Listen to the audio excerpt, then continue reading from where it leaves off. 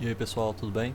Voltamos aqui agora para mais uma aula, de a parte do nosso curso de transferência de calor por convecção. Essa aula é uma aula da parte ainda inicial de revisão de mecânica dos fluidos. Na última aula a gente falou sobre o balanço de massa em um elemento de fluido. Agora a gente fala sobre o balanço de quantidade de movimento. Novamente a gente segue agora tentando equacionar esse elemento de fluido, tentar entender quais equações que modelam esse elemento de fluido para a gente. Bom, agora pegando esse elemento de fluido aqui, agora eu não estou mais interessado, como eu estava interessado antes, só na densidade. Densidade é um escalar, tentando identificar como a massa varia nesse elemento de fluido. Agora estou interessado na quantidade de movimento. Essa quantidade de movimento está representada aí para a gente por esse ρu. Você sabe que quantidade de movimento é a massa vezes uma velocidade, ou seja, uma quantidade vetorial. Nesse caso está sendo representada por uma densidade, então é uma densidade de quantidade de movimento que nós temos. E para entender como que essa densidade varia dentro desse elemento de fluido, a gente vai utilizar o teorema do transporte de Reynolds novamente, assim como a gente utilizou lá para a equação de balanço de massa. A gente vai entender como é que são os fluxos de quantidade de movimento nas faces desse elemento de fluido.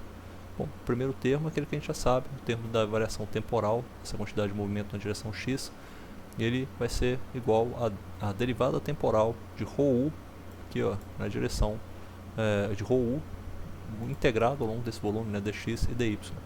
A gente começa a calcular então os fluxos ao longo dessas faces. O primeiro fluxo aqui é advectado de u de ρu para dentro do elemento de fluido, está na direção u.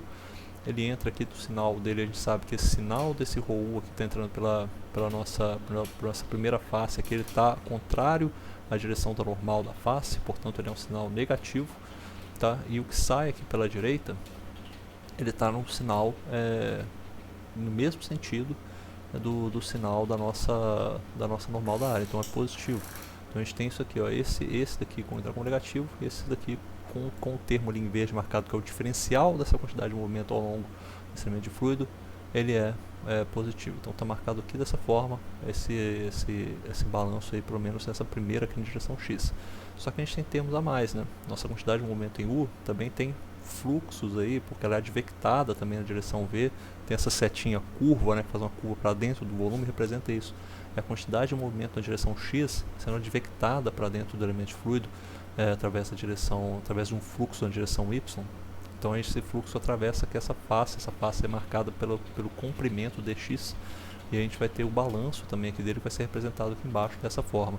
Esse balanço de quantidade de movimento, ele entra para a gente na modelagem da segunda lei de Newton. Você tem uma variação de quantidade de movimento, ela é igual a uma força, nesse caso as forças na direção x. Então a gente fica com essa equação aqui, se iguala às forças, esse componente de forças que está mostrado aqui na cor magenta, é somente o componente de direção x que a gente está interessado, que vai ser esse aqui que está marcado. Então isso aqui fecha a nossa equação de balanço de quantidade de movimento na direção x, tá? A gente ainda vai ver como que a gente vai modelar essas forças, é uma segunda parte ainda desse vídeo que a gente vai falar sobre isso.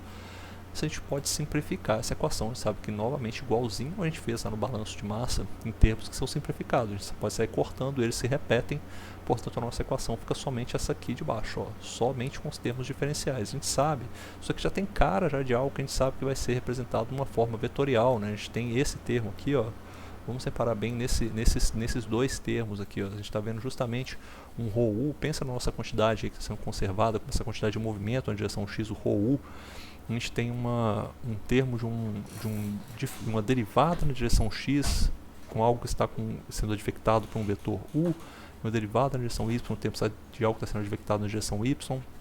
Você nos indica um divergente, indica bem um divergente de algo vetorial.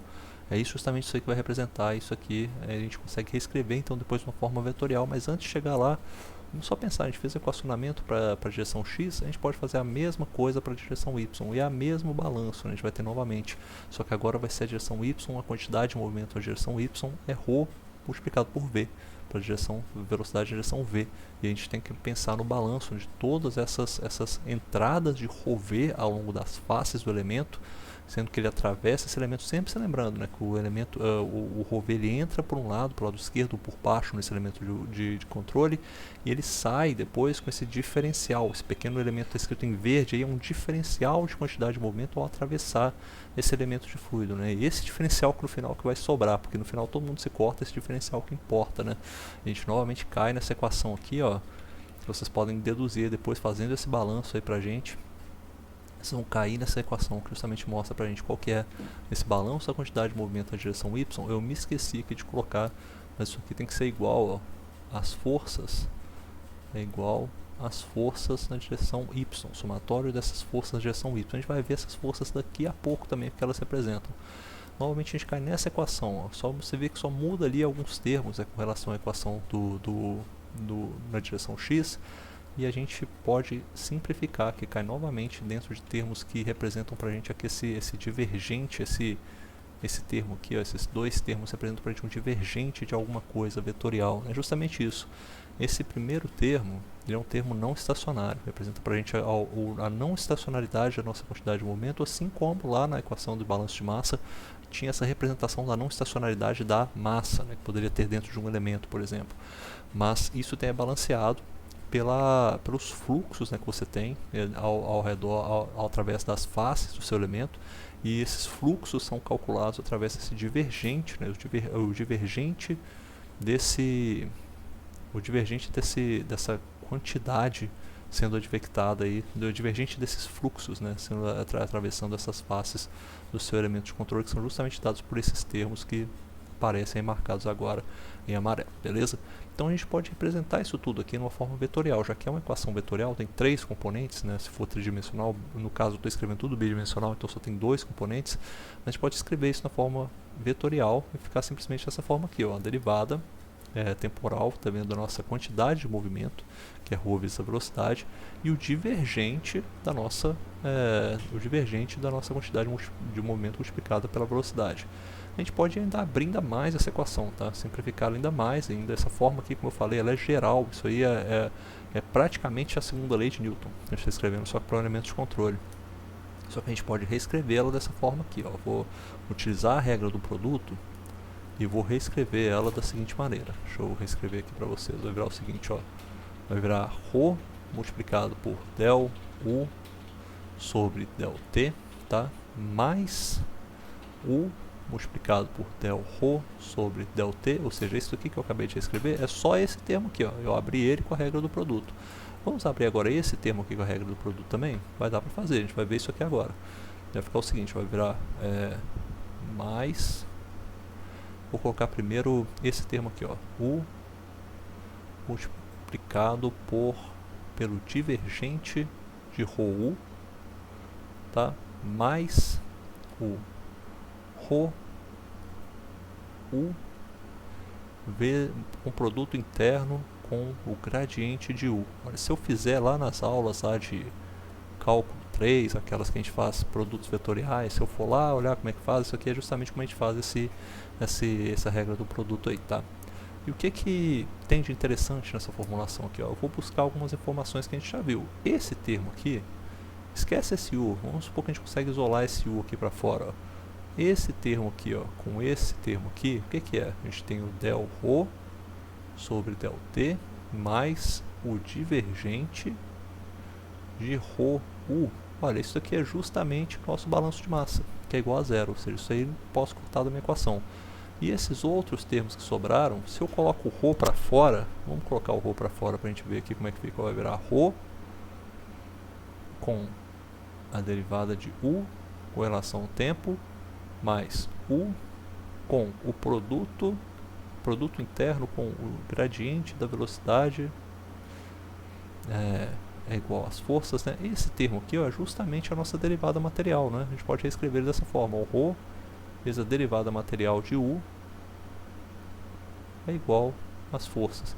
Isso daqui, o que é a derivada material da velocidade? Derivada da velocidade a gente sabe com relação ao tempo, né? Não é aceleração? Então, falando ρ, que é uma massa, né? Uma massa sobre um volume, vezes a aceleração é igual às forças. A gente praticamente escreveu a segunda lei de Newton, mas a gente viu como que a gente escreve elas da forma como a gente utiliza elas mesmo para a mecânica dos fluidos. Essa parte aqui, que é a parte externa, que é a parte externa, a parte da esquerda dessa equação que eu marquei em amarelo, é justamente a parte que a gente costuma ver no começo de uma equação aí quando a gente escreve as equações de Navier-Stokes, equação de quantidade de movimento. São essa parte que a gente vê, beleza?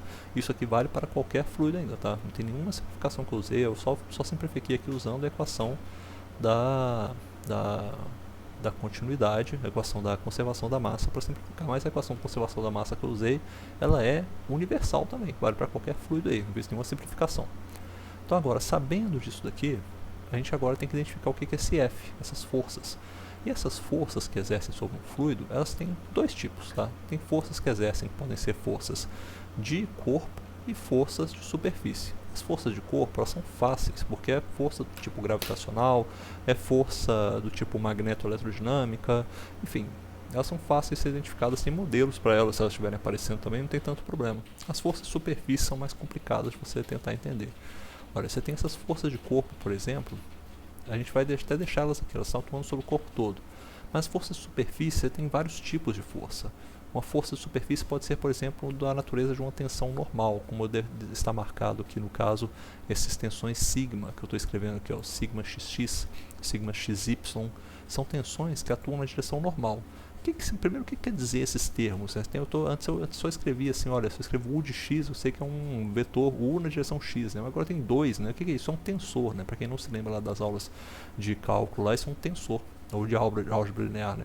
Um tensor, ele tem essas duas características. Ele tem uma direção, que é a direção de atuação dele, e a outra direção, que é a direção da superfície onde ele está atuando. Tá? Então ele tem duas coisas. Só voltar aqui um pouquinho que eu vou achar o meu termo aqui onde eu estou falando disso, quer ver? Olha só, eu tenho esses tensores, eles têm essa característica. Se eu falo, por exemplo, que eu tenho um tensor aqui, ó, eu tenho esse tensor do tipo tal de x, y. Olha, x, eu estou falando x, para mim é a direção, vou marcar aqui, ó, x é a direção da superfície onde está atuando a minha tensão. E y é a direção da minha tensão si. Ou seja, quando eu falo de pressão, por exemplo, é uma forma de tensão, né? Assim, a gente pode representar dessa forma, né? Quando a gente pensa a pressão sendo atuada como você pegar uma força e empurrar essa força empurrando sobre uma certa área. A pressão que você atua, ela é sempre normal, né? Sempre uma pressão que você está pressionando algo com uma certa força na direção normal à superfície e sempre na direção, ou seja, a orientação da superfície e a orientação da força estão sempre na mesma direção. Ou seja, às vezes a pressão é sempre vista dessa forma, né, como algo que está normal. Mas a tensão pode ser cisalhante também. Você pode ter um certo tipo de tensão, que é você pegar duas placas, por exemplo, e tentar fazer um momento de cisalhamento entre elas. Você empurrar uma para um lado, uma para o outro, assim, dessa forma, e cisalhar essa placa. Essas tensões cisalhantes, elas atuam sobre uma certa área, a área delas pode estar, por exemplo, aqui orientada na direção Y, né, seria, por exemplo, aqui do meu braço, mas ela está atuando a tensão na direção X, está vendo, do meu braço, assim, então não é tão simples quanto a gente pensa, assim, esse negócio de tensão, não. Tensão, então, tem a tensão, tem a direção da área onde ela atua e a direção em que a tensão está realmente atuando. Então a gente pode ter essas duas componentes, tá? Então existem tensões que são tensões normais e existem tensões que são tensões cisalhantes. E o fluido, além dessas duas tensões, o fluido ainda tem a pressão P de compressão. Você tem que pensar que o fluido tem essas tensões aqui, ó, por exemplo, se eu pego essa tensão aqui, essa sigma de xx. Sigma xx é uma tensão normal. Ela poderia estar, nesse caso, tentando dilatar esse fluido. Mas aqui nesse fluido, além das tensões normais, eu ainda tenho as pressões, a pressão externa aqui, ó. Meu fluido tem uma pressão hidrostática que está tentando segurar esse fluido, né? Que é uma pressão que vem do mesmo entendimento da termodinâmica que a gente entende, lá, daquela movimentação das partículas e tal. Eu tenho essa pressão que está vindo de cá, que ela atua nessa direção, mas pressão escalar, né? A pressão não tem direção. A direção da pressão, entre aspas, é sempre atuando, comprimindo as coisas. Sempre ela atua para apertar esse fluido, impedir que ele vá se dilatar. Então, nesse caso, a pressão está atuando em todas as faces no sentido de uma compressão desse fluido. As outras tensões não. As tensões cisalhantes, elas estão aí atuando conforme as setas delas estão indicando. Eu posso ter a tensão, por exemplo, essa tensão cisalhante aqui de XY. Tensão cisalhante XY, ela é o quê? Ele está atuando numa face que está orientada na direção X.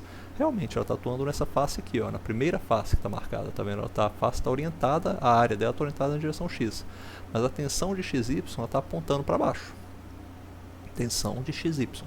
Ou seja, e ela atua na primeira face. Na face da direita, a gente está vendo aqui no outro lado, ela é a tensão de xy mais um diferencial dessa tensão que eu marquei agora, tá vendo? O diferencial dessa tensão ao longo de x. Eu acho que está escrito aí errado, mas é que a ideia é que ele vai ter esse diferencial dessa tensão aí ao longo de x, tá? E aqui você vai ter as suas tensões em y também, olha só, a tensão em y é a tensão com diferencial da tensão em y lá em cima, tem as tensões de y, x. O que a gente tem que fazer nesse caso? Tá? A gente está pensando nessas equações como se houvesse uma complicação, né? A gente está pensando em coisa que está atuando numa direção, que está atuando numa face, misturou um monte de coisa aí. Mas o que a gente está querendo fazer é um balanço de forças. O nosso balanço de forças ele tem as direções de atuação da força. A gente acabou nessas equações aqui, ó. Então eu tenho que entender agora que essas forças que eu estou fazendo, eu tenho que somar as forças que eu tenho, seja as forças de corpo, as forças de superfície, que estão atuando agora, por exemplo, na direção x. Vamos fazer isso então. Vamos pegar todas nesse elemento aqui, ó, todas as forças que estão atuando na direção x, tá? O que está atuando na direção x nesse caso? Ó, essa aqui está atuando na direção x, sigma xx. Essa aqui também está atuando na direção x, certo? Sigma xx mais o diferencial dela. Essa aqui de cima está atuando na direção x também. Então, ó, tal de yx, ela está atuando na face y, mas a direção de atuação dela é em x. Essa daqui também, ó, tal de yx, ela está na face de y embaixo, mas ela está atuando na direção de menos x. Então ela também está na direção de x nesse caso. Então vamos juntar todas elas e colocar e somar, sair somando essas forças. Fora isso, eu ainda falei, né? Eu nem comentei isso também, mas eu também tenho aqui, ó, eu tenho a minha pressão não é força sobre área, eu tenho também a pressão aqui, ó, desenhar ela aqui, cadê? Eu tenho aqui a minha pressão, opa, a seta saiu meio quebrada ali para baixo. Eu tenho aqui também a minha pressão ela está atuando sobre uma certa área aqui, que é a área dy, ou seja, a pressão sobre essa área dy vai dar uma certa força na direção dy. Aí eu tenho aqui do outro lado a minha pressão também, ó, mesma pressão. Se eu tiver um elemento muito pequeno, ele praticamente não vai sentir essa, quer dizer, a pressão vai ter essa variação, né? Ela vai ter isso aqui, ó, vou ter essa pressão agora, vai ser o que? A pressão mais esse diferencial da pressão com relação a x, opa, deixa eu escrever isso certo aqui, ó. Esse diferencial da pressão com relação a x vezes dx, ou seja, tem essa influência de pressão aí do outro lado, tá vendo? Então tem que sair somando todo mundo que está representando forças na direção x e colocar numa equação. E é isso que eu vou fazer, ó. Minhas forças então na direção x, até por essa parte aí do meio aí que é mais representação tensorial. As minhas forças na direção x, eu tenho que somar esses três. Está somando a primeira que é as forças normais, as tensões normais que eu falei. A segunda, que é as forças de pressão, colocando os sinais no sentido correto. Se você quiser voltar um pouquinho o vídeo para ver lá os sinais, qual é o sentido de cada um, você vai ver que crava com isso daí. E as tensões cesariantes também na direção x. Cada uma multiplicada, que está vendo esse termo aqui no final, é o termo da área na qual essa força está sendo aplicada. No caso da tensão cesariante é em x, né, fica em cima, as outras tensões em y, porque ela está aplicando diretamente na face. Tá? O resultante então dessas forças é isso aqui, ó. Ou seja, tem uma componente de tensão normal, componente de pressão, componente de tensão cesariante. Beleza? Se fizer a mesma coisa para y, você vai obter isso aqui, ó, as forças para y. Ou seja, tem a mesma coisa para y. Agora, se você pega tudo isso aqui, ó, as componentes de força em x, força em y, e coloca lá nas equações que a gente tinha representado, eu gosto desse termo PI, que a gente em inglês o pessoal fala plug it in. Você pega as equações lá, que você soltou um monte de informação, agora você pega todo mundo e juntar, pum, juntou todo mundo nessa equação aí, verá isso aí, ó. Você tem o nosso balanço da quantidade de movimento, que a gente já tinha descrito lá em cima como é igual a esses termos aqui, ó, a gente pode juntar os termos de tensões normais. Olha que interessante, as tensões normais elas juntaram com a pressão, porque elas são todas, né, com relação a essa derivada com relação a x, né? Essa derivada é um termo que parece um gradiente, na verdade. Só que não é assim que a gente costuma representar, não. Esses termos aqui, quando a gente vai representar esse negócio de uma vez só, a gente representa esse termo aqui, ele é de uma natureza diferente da pressão, sabe? Ele é, igual eu falei, isso aqui, a tensão, ela é um tensor, né? Ela tem uma direção de atuação, ela tem ela tem a direção onde ela atua e tem a direção da área onde ela está. A pressão não, a pressão é escalar, a pressão é termodinâmico. A pressão é um negócio assim, você olha pela movimentação média das partículas ali, pela energia ali das partículas, você consegue identificar qual é a pressão. O valor termodinâmico não tem nada a ver com essa tensão. A gente precisa relacionar essas duas, né? Mas nesse caso a gente está relacionando coisas que não são muito legais. Então a gente vai acabar reescrevendo essa equação aqui de uma outra forma, sabe? A gente acaba reescrevendo isso aqui, deixa eu ver se eu trago isso aqui dessa dessa forma, quer ver? Acho que eu faço isso aqui. Eu não fiz isso aqui não, eu vou fazer aqui pra vocês. Eu vou fazer só o seguinte. A gente vai fazer isso aqui, a gente vai separar essas duas coisas, tá? Porque, na verdade eu separei aqui em cima. Quando eu falei essa parte aqui, eu falei, olha, isso aqui. Mas eu escrevi o termo errado, não é esse termo aqui não. Vou tirar esse termo aqui, ó. Aí. A gente costuma chamar esses tensores que eu falei, os sigmas, os tal, a gente chama isso aqui de tensor de tensões, tá? É chamado, apresenta normalmente dessa forma, como sigma. É um tensor de tensões, é o tensor que carrega as informações das tensões do nosso elemento de fluido. A pressão é diferente disso, a pressão não é um tensor, a pressão é escalar. Então, cada ponto que você está, você tem um valor, você vai no fluido, nesse ponto tem essa pressão, é isso. Não tem direção, não tem nada, não depende de área onde ele atua, a tensão tem, essas tensões tem. Então a gente quer identificar e separar eles um pouquinho, sabe? Quando a gente escreve essas coisas aqui na forma vetorial, a gente costuma trazer essas equações e apresentá-las da seguinte maneira. Vou reescrever agora aqui, ó, vou até escrever isso aqui agora, fica mais fácil. Fala assim, ó, na forma vetorial. Cadê? Vou botar na forma vetorial. Como é que isso aqui fica? Vai ficar assim, ó. Eu não vou botar aquela derivada material, não, vou escrever direto. Rho de del de u sobre del t mais a velocidade, produto interno com gradiente velocidade, é igual a menos, aqui não entra, tem que ser assim, menos o gradiente, ó, o gradiente da pressão, ó, o gradiente da pressão aqui, ó, tá vendo? Menos a pressão, ó, é gradiente, porque é uma derivada em cada termo, né? Em cada termo da nossa equação, nossas equações vetoriais. Derivada de x aparece a equação de x, derivada de y a equação de y, então isso aqui é um gradiente de pressão. O gradiente de pressão vai aparecendo aí. Mas esse termo agora aqui, a gente vai juntar esse termo aqui, ó, aqui dentro, sabe, dos tensores, e aí a gente vai chamar isso aqui de divergente, ó, divergente das tensões normais. E aqui é que reside o grande problema, tá? E aqui, ó, das tensões normais, aí 5 mais bonitinho. Aí. E aqui é que reside o grande problema. Essa equação era chamada muitas vezes de equação de Cauchy. Eu vou botar aqui, ó, equação de Cauchy. Ela vale para qualquer que seja o fluido que você estiver trabalhando. Pode ser fluido newtoniano, não newtoniano, compressível, qualquer coisa, água, uísque, gelo, qualquer coisa que você quiser, está valendo essa equação de Cauchy. A diferença da equação de Cauchy para as equações de Navier-Stokes é justamente um negócio chamado relações constitutivas.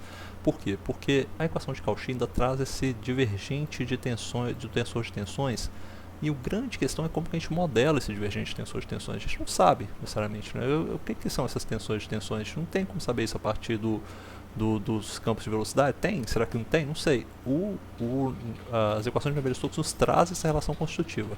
Não cabe dentro de um curso nem de mecânica dos fluidos, nem de transferência de calor, de graduação, falar como é que a gente chega nisso. Tá? É um modelo mais complexo. Quem quiser entender essa parte tem que chegar lá nas aulas de mecânica dos fluidos após graduação, ver os vídeos, a dedução lá certinha, passo a passo, como é que a gente chega.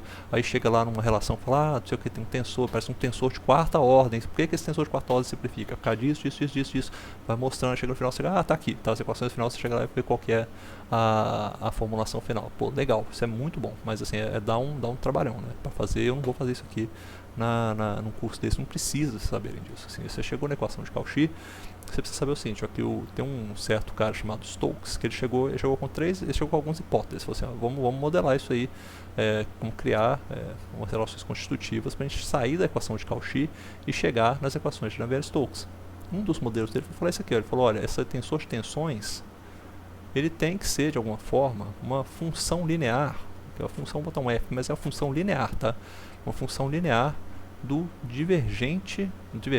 do gradiente de velocidades, ou seja, com tensor, né, tem que ser uma função linear do gradiente das velocidades. Gradiente da velocidade, a gente sabe o que é, del sobre del x de u, esses termos, né, del u de del y, del v de del z, ou seja, a partir desses termos ele tirou alguma coisa lá, que é o que relaciona diretamente com as tensões com o tensor de tensões. E o que relaciona essa constante ali, que vai ficar com uma constante proporcionalidade entre eles, é aqui que surge a tal da viscosidade, tá? Aqui surge a viscosidade, aparece aqui, ó. Essa viscosidade aparece aí, é meio que uma constante proporcionalidade entre essas tensões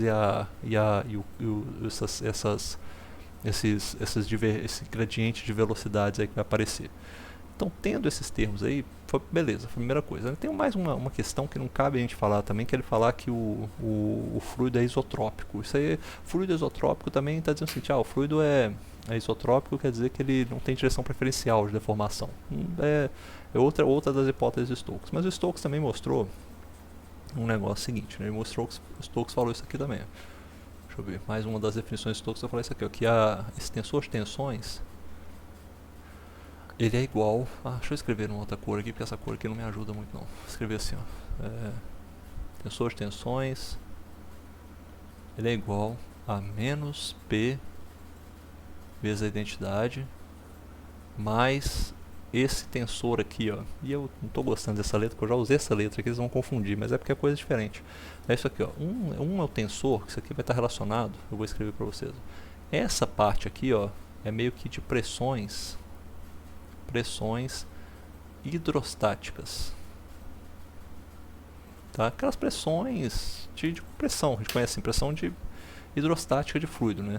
E a outra são as tensões que a gente chama de tensões deviatóricas, ó, tensões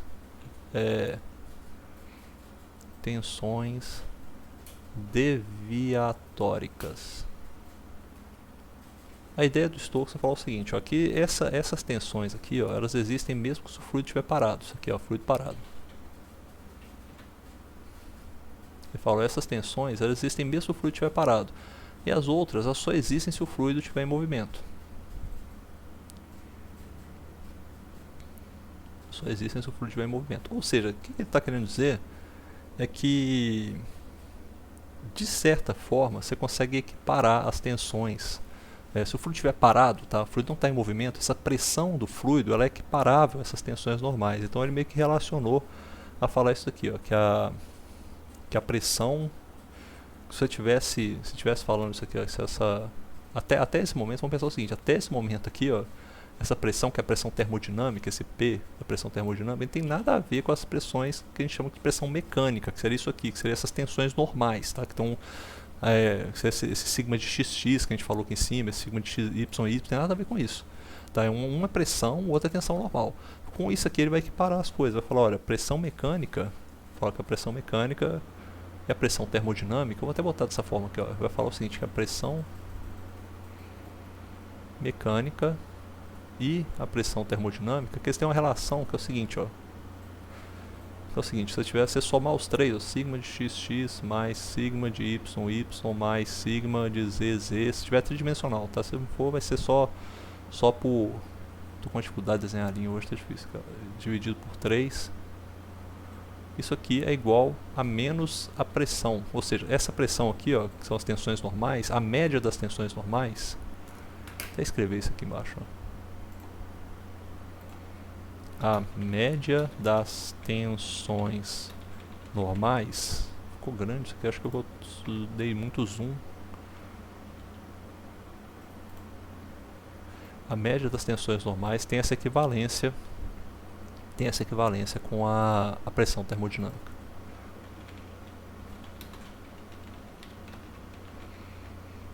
Ou seja, ele meio que deu uma equivalência, né, dessas médias das pressões normais da média das tensões normais com a pressão termodinâmica. Isso daí meio que resolveu um pouquinho os problemas, né, porque agora você conseguia interpretar que é o seguinte, é como se as pressões mecânicas, essas tensões normais, elas estivessem resistindo tanto essa dilatação quanto essa compressão do fluido, né, como se fosse uma questão de resistência que estivesse acontecendo agora. Se você pensar então, beleza, já que a gente tem essas modelagens, a gente tem essa questão de já entender essa pressão do fluido, entender essas tensões normais e tal, a gente conseguiria trazer uma simplificação dessa equação aqui agora, que para 2D, vamos botar aqui, ó, vou botar aqui agora, vou colocar assim dessa forma, ó, agora então, para um fluido, vou ver qual que é o tamanho que eu estou escrevendo nessa página, que eu acho que eu estou ficando coisa muito pequena. Eu escrevi foi pouco aqui, então vou botar aqui embaixo assim, ó, para um fluido. um fluido newtoniano, as equações de não vou botar assim, temos que vou botar, ainda fala que é 2D. Se for 2D, tá? Que é a nossa simplificação aqui, que a gente está simplificando tudo para 2D. Para um fluido newtoniano 2D, você vai ter só esses termos aqui, ó, o seu sigma de xx, ele é igual a 2 vezes ni del sobre del x de u menos 2 terços de menos 2 terços de é isso aqui mesmo, menos 2 terços de del u sobre del x, del v sobre del y. Sigma de y é igual a 2 ni del v sobre del y menos 2 terços de divergente de u. Isso é sobra com esse termo aqui, que é o termo das tensões cesariantes, que é o único diferente, né? No caso do 2D, que é igual a tensão de yx. E esse aqui, ó, a tensão de xy igual a tensão de y, tem a ver com aquele negócio da isotropia, tem a ver com várias hipóteses de Stokes, sabe? Ele fala também sobre como é que é? Ele fala, são 4 hipóteses. Acho que a terceira hipótese ele fala que acho que o fato do tensor, o fato desses você falar que o fluido é isotrópico, você garante que esse tensor de tensões ele é simétrico também. Acho que está no meio das deduções. Quem quiser pode voltar lá nas minhas aulas lá e ver onde que a gente fala sobre isso. Isso aqui é igual a mi de del u sobre del y mais del v sobre del x. Aí, com essa definição final. Beleza? Então essa definição aqui vale para quando o fluido é newtoniano. Se o fluido não for newtoniano, aí ferrou. Você não pode usar nada disso aqui, porque daí você tem que encontrar uma relação constitutiva para essa definição. Isso aqui, ó, foi definido como função linear. Isso aqui só vale somente fluido newtoniano. Aqui na disciplina a gente só fala sobre fluido newtoniano. Se você for trabalhar com fluidos não newtonianos, tem que ser outra consideração, tá? Para você usar essa definição, ser outras camadas de limites, outras soluções. Mas para o fluido newtoniano a gente tem essa simplificação de falar que esse tensor de tensões ele é um tensor, tem essa função linear com o gradiente de velocidades, beleza? Eu sempre gravo isso aqui, eu sempre lembro o pessoal que trabalha com fluido não newtoniano, é um pouquinho diferente isso aí. Mas tem a ideia da física da dedução é a mesma coisa, beleza? Espero que vocês tenham gostado e na próxima aula a gente fala sobre o balanço de energia.